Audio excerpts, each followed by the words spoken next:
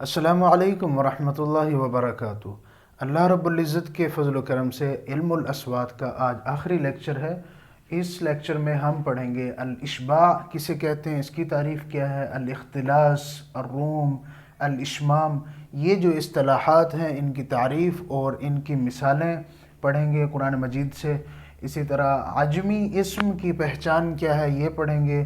تجوید کی تلاوت قرآن مجید میں جو تجوید علم و تجوید ہے اس کی تعریف کریں گے۔ الحروف الجوفیہ کتنے ہیں اور کون سے ہیں، الحروف الشفویہ کتنے ہیں اور کون سے ہیں۔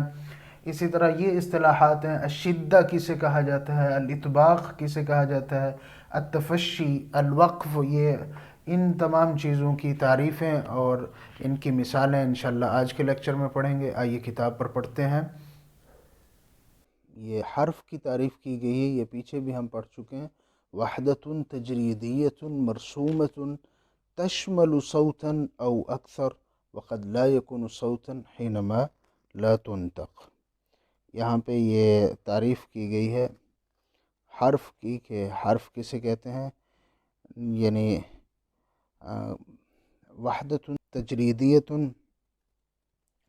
ایک الگ چیز یا الگ تجریدیہ کہتے ہیں الگ اور علیحدہ چیز کو، کسی شے کی صفت کو اس سے الگ کرنا، یہ تجریدیہ ہوتا ہے۔ کوئی لکھی ہوئی الگ چیز جو ہے، جو آواز پر مشتمل ہو یا دو آوازوں پر یا ایک پر مشتمل ہو یا اس سے زیادہ پر مشتمل ہو، اسے حرف کہا جاتا ہے۔ اور جب وہ آواز نہ ہو تو وہ بولی نہیں جاتی، تو یہ حرف ہے۔ یہ پیچھے ہم پڑھ چکے ہیں اس کی تفصیل کے ساتھ۔ اس کے بعد ہے نطق اصوات الحرکات، الفتحہ والضمہ والکسرہ بمد الصوت بها یسمى الاشباع۔ یہاں پہ اشباع کی تعریف کی جا رہی ہے کہ اشباع کسے کہتے ہیں، کہ حرکات کی جو آواز ہے اس کو اس طریقے پر ادا کرنا، یہ جو حرکات ہیں فتحہ، ضمہ، کسرہ، زبر، پیش اور زیر، ان کو کھینچ کر ادا کرنا، اس کو اشباع کہا جاتا ہے۔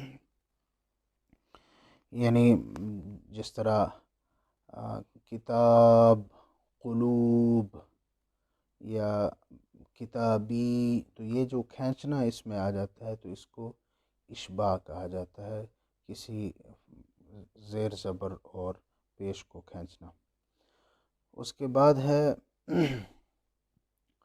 نطق صوتی حرکتی الضم والکسرہ ببعض الصوت بها یسمى الاختلاس۔ یہاں پہ یہ علم تجوید کے اندر اختلاس کی تعریف کی جا رہی ہے۔ اختلاس کا ویسے لفظی مطلب ہے اچکنا، کسی چیز کو کھینچ لینا، لیکن یہاں پہ جو اختلاس کا مطلب ہے کہ نطق صوتی حرکتین، دو حرکتوں کی آواز کو نکالنا، نطق کرنا، دو حرکات، یعنی ضمہ اور کسرہ، یہ دونوں حرکتیں اس کو ملا کر آواز نکالنا، یعنی ضمہ بھی ظاہر ہو کسرہ بھی ظاہر ہو، ایسی آواز پیدا کرنا، تو اس کو اختلاس کہا جاتا ہے۔ یا جس طرح اس کو یعنی نیچے یا روم لکھو، یہ روم بھی اختلاس کو کہتے ہیں۔ اس کی مثال ہے سورۃ یوسف میں لا تأمن۔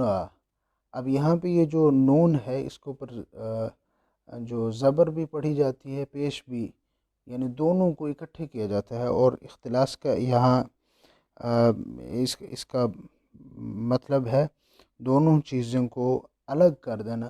اب اصل وہاں پہ وہ لفظ ہے لا تأمن، لیکن اس کو جب توڑ دیا جاتا ہے، اچک لیا جاتا ہے، الگ کر لا تأمنون، اگر ہم اس کو اصل اس کا جو عبارت ہے اس کو پڑھیں، جبکہ اس کی قرات تو ایسے ہے لا تأمن، لیکن اس کو جب اگر الگ الگ کر دیں، توڑ کے پڑھیں لا تأمنون، پھر اس طرح بنے گا۔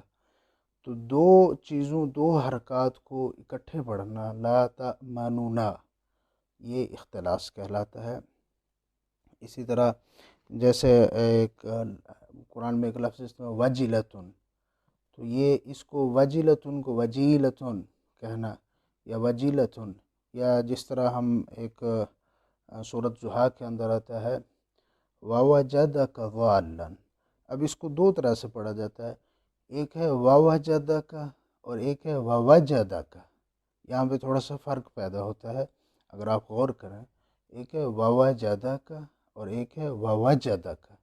تو یہ جو فرق پیدا ہوتا ہے، اسی طرح وہاں تو اختلاس نہیں ہے، لیکن یہاں اس لا تأمنون اور لا تأمنوا اس میں تھوڑا سا جو فرق ہے، یہ لا تأمنون جب پڑھتے ہیں تو یہ اختلاس ہوتا ہے۔ اس کے بعد ہے الوقف على آخر الالفاظ المنتہیہ بصورت الضمہ اعرابا او بناء وبصوت الکسرہ غیر التي لالتقاء الساکنین۔ الاشمام، یہاں پہ اشمام کی تعریف کی جا رہی ہے۔ اشمام اور اختلاس میں ایک ہی مثال استعمال ہوئی ہے، وہ سورۃ یوسف کی لا تأمن۔ اشمام کا مطلب ہے ہونٹوں کو گول کرنا، اور جب وقف کیا جائے آخری الفاظ میں تو ہونٹوں کو گول کرتے ہوئے آواز کو ختم کرنا، یہ اشمام کہلاتا ہے۔ اب یہ جو لفظ ہے سورۃ یوسف کی آیت میں لا تأمنوا، اب یہاں پہ اگر اس کو ہم اشمام کرتے ہیں تو ہونٹوں کو گول کرتے ہیں اور نہ کہہ کر وقف کرتے ہیں۔ اگر اشمام نہیں کرتے، اختلاس کرتے ہیں، تو پھر اس کو الگ کر دیتے ہیں لا تأمنون۔ تو یہ اس کو سمجھ لیں، یہ اشمام اور اختلاس کا تھوڑا سا فرق ہے۔ الوقف علی آخر الالفاظ المنتہیہ، کہ آخری الفاظ جو جہاں پہ انتہا ہوتی ہے وہاں پہ وقف کیا جائے بصورت ضمہ، ضمہ کی صورت میں، یعنی ہونٹوں کو گول کر کے پیش کی صورت میں اس کے اوپر وہ وقف کیا جائے اعراباً او بناءً، اعرابی طور پہ یا بنائی طور پہ اس کے اوپر اس طرح وقف کیا جائے۔ پھر آگے ایک اور اسی اشمام کی ایک اور صورت بیان کی گئی، وبصورت الکسرہ غیر التی لالتقاء الساکنین، کہ کسرہ کی صورت میں جو جس کے اندر التقاء الساکنین نہ ہو رہا ہو وہاں پہ بھی اشمام ہوتا ہے۔ اس کی مثال نہیں ملی، تو یہ اشمام کی تعریف ہو گئی۔ اس کے بعد ہے من قال اما الاشمام فإنه للعین دون الاذن لیکن روم الحرکت یکاد یکون به متحرکا۔ یہ ابن جنی کا قول ہے کہ اشمام جو ہے فإنه للعین دون الاذن، کہ یہ آنکھوں کے لیے ہے، یہ کانوں کے لیے نہیں ہے۔ یعنی اشمام جب کیا جاتا ہے تو یہ کانوں کو کم سنائی دیتا ہے، اگر کوئی دیکھ رہا ہو تو اس کے ہونٹ گول ہوتے ہیں بولنے والے کے، تو دیکھنے والے کی آنکھ اس کو دیکھ لیتی ہے، کان بے شک نہ سنے۔ جس طرح میں یہاں پہ لفظ ادا کر رہا ہوں لا تأمنا اور لا تأمنا، تو اس میں اتنا فرق سمجھ نہیں آ رہا کانوں کو، سماعت کو۔ اگر یہ ہونٹ گول کر کے آمنے سامنے بتایا جائے تو پھر یہ سمجھ آتا ہے۔ تو یہ اسی بات کو ابن جنی نے کہا ہے کہ اشمام جو ہے فإنہ للعین، یہ آنکھوں کو نظر آتا ہے، دون الاذن، کانوں کو یہ زیادہ سنائی نہیں دیتا ہے۔ لیکن روم الحرکہ یکاد یکون به متحرکا، لیکن روم الحرکہ جو ہے، روم میں نے پیچھے بتایا ہے، یہ ہم نے اوپر پڑھا ہے، یہ اختلاس کو ہی روم بھی کہا جاتا ہے۔ تو اختلاس جو ہے یہ یکاد یکون به متحرکا، کہ یہ اس بات کے قریب ہوتا ہے کہ اس سے حرکت ظاہر ہو جاتی ہے، جس طرح لا تأمنا یہ ہو گیا اشمام، اور اختلاس کانوں کو بھی سنائی دے گا لا تأمنون۔ تو یہ بات سمجھ لیں۔ اس کے بعد ہے من قال اذا تقارب الحرفان في مخرجيهما قبح اجتماعهما ولا سيما حروف الحلق، کہ یہ قول کس کا ہے؟ یہ بھی ابن جنی کا ہے کہ جب دو حرف اپنے مخرج کے قریب متقارب ہو جائیں، ان کا مخرج قریب ہو جائے اور وہ دونوں ایک ہی جگہ پہ بولنے کے لیے آ جائیں، تو یہ قبح اجتماعہما، ان کا اجتماع، ان کا اکٹھے ہونا جو ہے یہ قبح کا مطلب ہے یہ صحیح، یعنی ان کی ادائیگی نہیں ہو پاتی، ان کا اجتماع جو ہے، ان کا اکٹھا ہو جانا عیب دار ہو جاتا ہے، ولا سیما حروف الحلق. اور یہ حلق کے حروف میں ایسا اکثر و بیشتر ہوتا ہے، ایسا کوئی حرف آ جاتا ہے کہ دو حرف ہوتے ہیں، ان کا مخرج ایک ہی جگہ ہوتی ہے، قریب قریب ان کا مخرج ہوتا ہے، تو جب وہ اکٹھے ہوتے ہیں تو ان کے اکٹھا ہونا جو ہے یہ ادائیگی میں تھوڑی سی مشکل پیدا کرتا ہے. یہ ابن جینی کا قول ہے. اس کے بعد ہے قال ائمۃ العربیہ تعرف عجمۃ الاسم بوجوہ منہا، کہ عربی کے ائمہ کا قول ہے کہ اسم کا عجمہ جو ہے، عجمی ہونا، کچھ وجوہ سے ظاہر ہوتا ہے کہ اسم عجمی کیسے ہے. النقل خروجہ عن اوزان العربیہ، ایک تو تواتر کے ساتھ نقل کیا جاتا ہے کہ یہ لفظ عجمی ہے، عربی نہیں ہے، اور دوسرا خروجہ عن اوزان العربیہ، عربی کے اوزان سے کوئی لفظ خارج ہوتا ہے. اولہ نون ثم راء، کوئی ایسا لفظ جس کے شروع میں نون ہو پھر اس کے فوراً بعد را آ جائے، تو ایسا لفظ، ایسا اسم جو ہے وہ بھی عجمی ہے، کیونکہ عرب کے ہاں ایسا اسم نہیں ہوتا کہ نون ہو پھر اس کے فوراً بعد را ہو.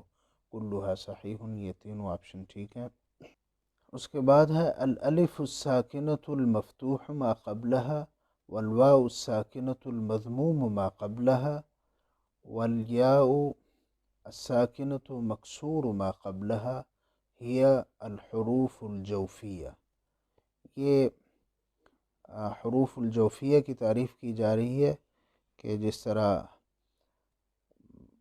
یہاں الف ساکنہ مفتوح ما قبلہ، جیسے کتاب میں الف ہے تا کے بعد، اور واو ساکنہ قلوب میں جیسے واو ہے یہ، اور یا کی مثال جیسے قلمی میں یا ہے ساکنہ مکسور ما قبلہ، یہ حروف جوفیہ ہیں. اس کے بعد ہے کم عدد الحروف الحلقیہ، یہاں حلقی حروف کی تعداد بیان کی جا رہی ہے کہ حلق سے نکلنے والے حروف کتنے ہیں، وہ 6 ہیں. اس کے بعد ہے کم عدد الحروف الشفویہ، ہونٹوں سے ادا ہونے والے حروف کی تعداد کتنا ہے، وہ 4 ہیں.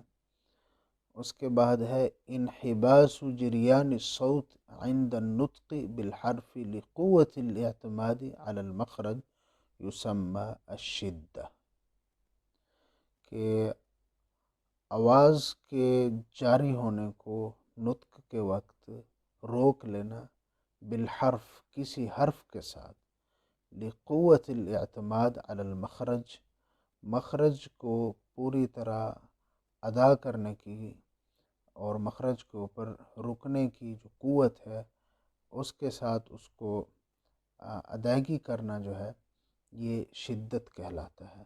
انحباس جریان الصوت، آواز کے جاری ہونے کو روکنا، عند النطق بالحرف، بولتے وقت کسی حرف کے ساتھ، لقوت الاعتماد علی المخرج، مخرج کے اوپر پختگی کے ساتھ اس کو ادا کرنا، یہ شدت کہلاتا ہے.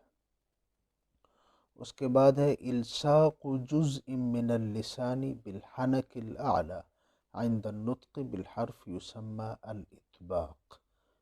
یہ اطباق کی تعریف کی جا رہی ہے. یہ پیچھے ہم نے پڑھا ہے کہ زبان کا کوئی حصہ اوپر والے تالو کے ساتھ چپکانا، الصاق لگانا، چپکانا، عند النطق بولتے وقت، بالحرف کسی حرف کے بولتے وقت کسی حرف کے ساتھ، یسمى الاطباق، اس کو اطباق کہا جاتا ہے. اس کے بعد ما ہی اکبر صفت لحرف الشین، شین کی سب سے بڑی صفت کیا ہے، وہ ہے التفشی، یعنی یہ جوف جو ہے منہ کے اندر، اس سے آواز بھر جاتی ہے، اس کو تفشی کہتے ہیں. اس کے بعد ہے قطع الصوت والسکوت على آخر الکلمة زمنا يتنفس فيه القاری عادتا بنیت استئناف ہوا الوقف۔ یہاں پہ وقف کی تعریف کی جا رہی ہے کہ آواز کا کاٹ لینا اور خاموش ہو جانا کسی آخری کلمے کے اوپر تھوڑی دیر کے لیے، اتنی دیر کے لیے کہ یتنفس فیہ القاری، کہ اس میں پڑھنے والا بولنے والا سانس لے لے، عادتاً بنیت استئناف، جان بوجھ کر اور اس نیت کے ساتھ کہ اگلا جملہ شروع کیا جائے، تو اس کو وقف کہتے ہیں۔ یہ اللہ تعالیٰ کے فضل و کرم سے آج ہمارا علم الاصوات کا موضوع مکمل ہو گیا۔ اس کے بعد اگلا موضوع ہے علم الصرف والنحو، یہ انشاءاللہ اگلے لیکچر میں شروع کریں گے۔ علم الاصوات کے حوالے سے یہ ہمارا آخری لیکچر تھا۔ اگر آپ کو یہ لیکچر مفید لگا ہے تو ویڈیو کو لائک کریں، شیئر کریں اور چینل کو سبسکرائب کریں۔